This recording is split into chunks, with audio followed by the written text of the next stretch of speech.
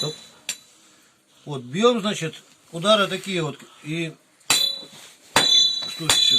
То есть не даем как бы заминаться, чтобы не заворачивался металл и не получалось каких как бы трещин таких вот один на другой. Это похоже процесс вот на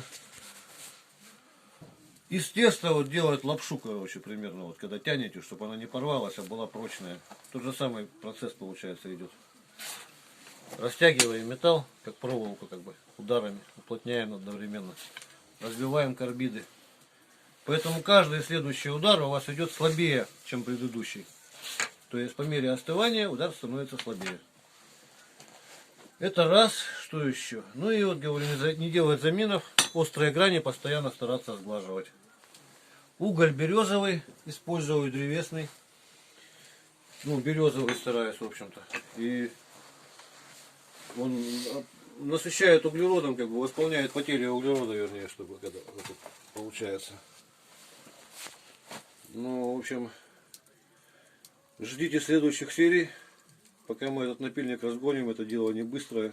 Процесс в узком температурном режиме кую, то есть по цвету, смотрю, уже видели, да, какой цвет примерно красный. И как бы стараюсь не перегревать и в то же время не бить по холодному.